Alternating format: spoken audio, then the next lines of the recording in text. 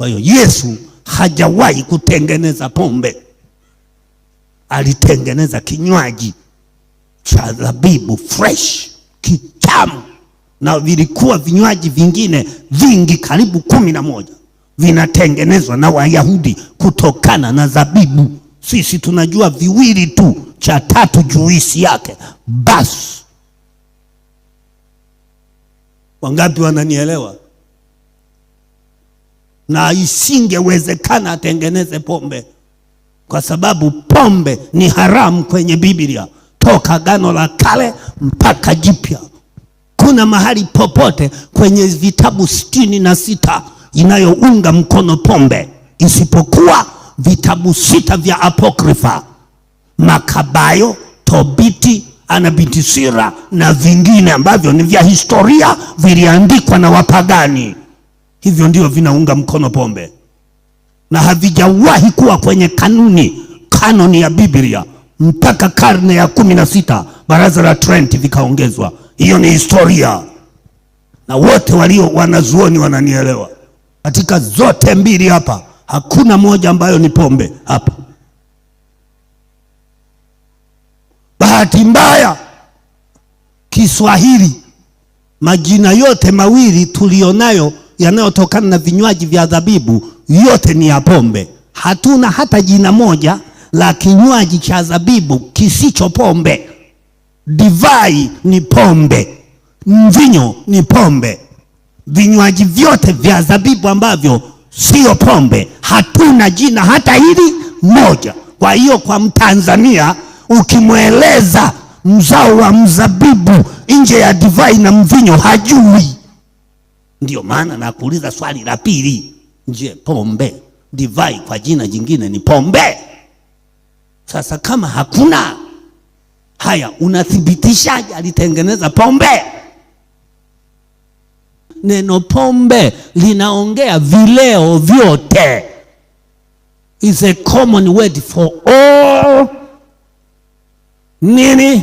Vinywaji vyote vikali, vinywaji vyote vinavyolewesha, vinywaji vyote vinavyolewesha. Kiswahili tuna neno moja, pombe au vileo. Sasa je, Yesu divai aliyoitengeneza ni moja ya aina ya pombe? Jibu ni hapana. Tunarudi kwenye lugha ya Kiyunani. Mzabibu una vinywaji vingi, vingine pombe vinaweza vikatengenezwa pombe, vingine hapana. Mfano juisi ya zabibu, utasema kila kinachotokana na zabibu ni pombe? Hapana. Yesu anaposhirikisha meza ya Bwana pale kwa mara ya kwanza, anaita nini alichotumia? Mzao wa mzabibu, maana yake fresh wine. Maana Kiswahili hatuna neno moja la kusema fresh wine, yani juisi ya mzabibu. Maana hata juisi lenyewe sio Kiswahili, labda tumelitohoa sasa hivi, lakini ni Kiingereza juice. Kwa hiyo hata nikisema juisi ya mzabibu bado ni tatizo, kwa sababu neno juice hatuna. Neno kinywaji kisicholewesha cha mzabibu kinaitwaje? Kinywaji cha mzabibu kisicholewesha kinaitwaje? Maana zabibu ina vitu vingi, ina divai, ina mvinyo, ina juice na vitu vingine. Tuseme amina. Sasa ni kipi Yesu ametengeneza nini hapa? Kuna juice, kuna vinywaji viwili hapa, vyote vimetengenezwa kwa mzabibu. Moja inaitwa nini? Divai njema, nyingine divai dhaifu. Sasa ziko mbili hapa.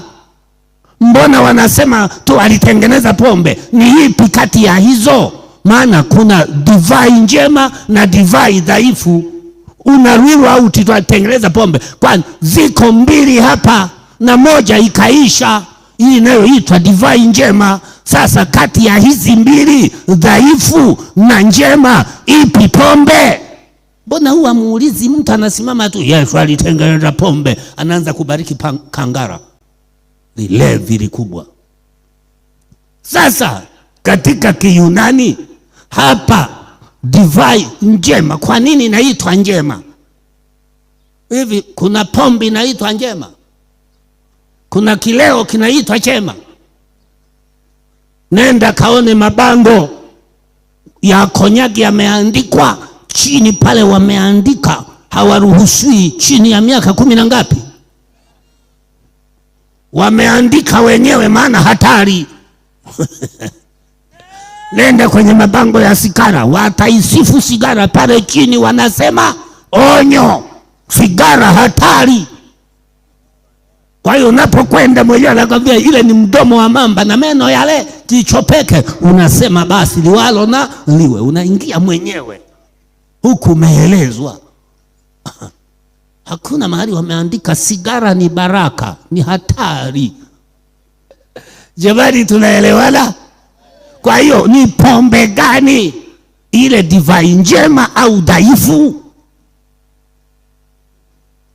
Mkuu wa meza anasema wengi, amina, huanza na divai dhaifu, halafu baada ya hapo ndio utanguliza njema. Lakini we umeanza na njema, mpaka sasa inaendelea, maana huwa ni adimu, ni chache. Katika zote mbili hapa hakuna moja ambayo ni pombe hapa. Bahati mbaya Kiswahili majina yote mawili tulionayo yanayotokana na vinywaji vya zabibu yote ni ya pombe. Hatuna hata jina moja la kinywaji cha zabibu kisicho pombe. Divai ni pombe, mvinyo ni pombe. Vinywaji vyote vya zabibu ambavyo sio pombe hatuna jina hata hili moja. Kwa hiyo kwa Mtanzania ukimweleza mzao wa mzabibu nje ya divai na mvinyo hajui. It's a problem of language. Kwa hiyo Yesu hajawahi kutengeneza pombe, alitengeneza kinywaji cha zabibu fresh, kitamu. Na vilikuwa vinywaji vingine vingi karibu 11 vinatengenezwa na Wayahudi kutokana na zabibu. Sisi tunajua viwili tu, cha tatu juisi yake basi. Kwa hiyo usidanganye watu, kama unalewa lewa mwenyewe. Siwaambie Yesu anatengeneza pombe, wewe sema tunakunywa, unywe mwenyewe garagara navyo. Lakini waambie ukweli kwamba jehanamu ipo kwa wanywaji wote. Ukitaka uamini Biblia inachanganya, kasome Warumi 10 mstari wa 13. Biblia inasema hivi, kwa yoyote atakayeniita kwa jina langu nitamsaidia. Biblia hiyo hiyo Mathayo 7 mstari wa 21 inasema hivi, sio kila aniitaye kwa jina langu anamaanisha mimi, au sio kila aniitaye kwa jina langu nitamsaidia. Alafu ukisoma Matendo ya Mitume 2 mstari wa 39 inasema hivi, waliochaguliwa pekee ndio Mungu atawasaidia. Asome Biblia.